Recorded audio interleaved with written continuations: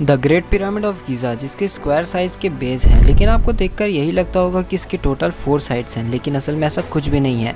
इसके 4 नहीं बल्कि इससे डबल इसके 8 साइड्स हैं। और ये बात हमें तब पता चली जब 1940 में एक ब्रिटिश एयरफोर्स के पायलट अपना प्लेन को लेकर पिरामिड के ऊपर से ही जा रहे थे। तभी उन्होंने कुछ स्ट्रेंज नोटिस किया और उन्होंने तुरंत ही उस पिरामिड का एक फ़ोटो खींच लिया और उस पर हम साफ साफ देख सकते हैं कि इसके 4 नहीं बल्कि टोटल 8 साइड्स हैं।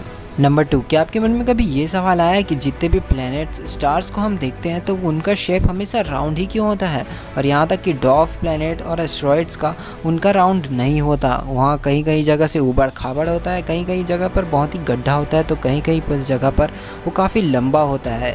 और जो ओमामुआ एस्ट्रॉइड था वो तो काफ़ी लंबा था, यानी कि एक फ्राइंग पैन की तरह। तो आखिरकार ये प्लैनेट इतने राउंड क्यों होते हैं? तो इसके पीछे जो फेनोमेना एक्ट करता है वो है ग्रेविटी। ग्रेविटी की वजह से प्लैनेट का जो पूरा मास होता है वो उसके सेंटर की तरफ अट्रैक्ट होता है, जिसकी वजह से पूरा प्लैनेट हमें गोल दिखाई देता है।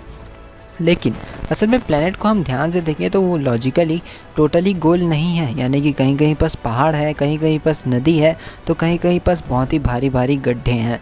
तो हमारा प्लैनेट पूरा गोल तो नहीं दिखता, लेकिन हाँ एक तरीके से एक दूरी से हमें वो एक लॉजिकली गोल देखने को मिलता है, लेकिन असल में हमारा प्लैनेट टोटली राउंड नहीं है। Number 3, can a spaceship fly through a gas giant like Jupiter? क्या आपने कभी सोचा कि जुपिटर और सैटर्न जैसे ऐसे भारी प्लैनेट हैं जो कि गैस से भरे हुए हैं, जिसके अंदर कोई भी लैंड नहीं है, तो उसके अंदर कोई भी स्पेसशिप जाएगा तो वो लैंड तो होगा नहीं, तो क्या वो स्पेसशिप सर्वाइव कर पाएगा? क्योंकि जुपिटर और सैटर्न का एटमॉस्फेयर काफ़ी खतरनाक है। नासा, जो कि दुनिया की सबसे बड़ी स्पेस ऑर्गेनाइजेशन है, उसने अब तक 2 स्पेसक्राफ्ट 2 गैस जायंट्स के अंदर क्रैश करवा चुका है, एक कसीनी और दूसरा गैलीलियो।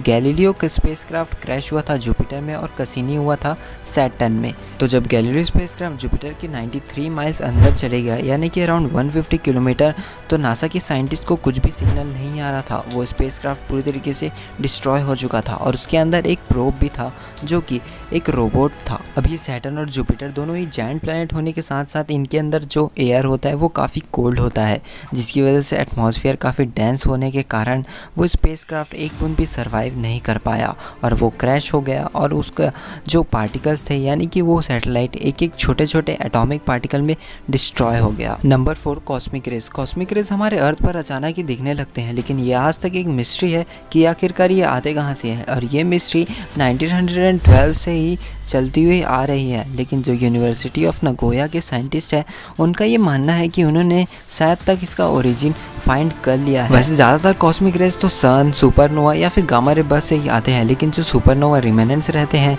यानी कि सुपरनोवा होने के बाद का इफेक्ट, जिसकी वजह से इस कॉस्मिक रेज को एक पावर मिल जाती है, यानी कि एक मीडियम मिल जाता है ट्रैवल करने के लिए, और ये सुपरनोवा रिमेनेंट्स उसको बूस्ट कर देता है कॉस्मिक रेज को, और जिसकी बूस्ट की कैपेसिटी इतनी होती है कि वो स्पीड ऑफ लाइट की तरह ट्रैवल कर सकता है। Number 5, most loneliest moon in our solar system.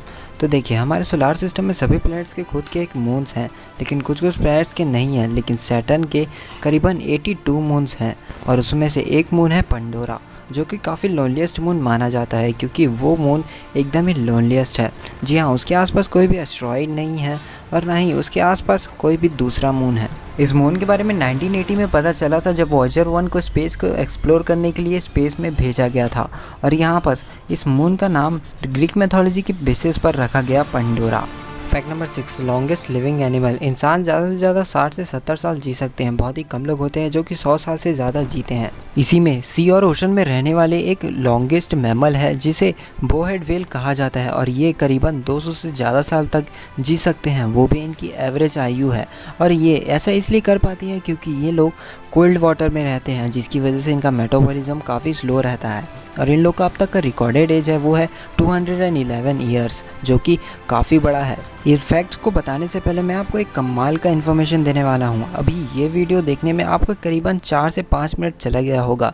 लेकिन अगर इसी को आप शॉर्ट पे चाहते हैं तो इंस्टाग्राम पर मैं इसे शॉर्ट में ही अपलोड कर देता हूँ, यानी कि रील्स में, जो कि काफ़ी शॉर्ट फॉर्म का वीडियो रहता है और उस पर मैं जल्दी जल्दी फैक्ट बताता हूँ। तो अब तक आपने मुझे इंस्टाग्राम पर फॉलो नहीं किया है तो कर लेना।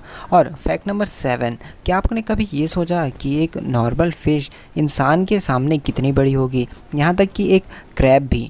तो आगे चल के मैं आपको यही सब वीडियो दिखाने वाला हूँ, तो देखिए इस वीडियो को। और बस मेरा यहीं तक का आपके साथ सफ़र था, तो मिलते हैं आपसे नेक्स्ट वीडियो में न्यू टॉपिक के साथ। लेकिन उससे पहले आप इस वीडियो को पूरा देख के जाइए। Thanks for watching this video.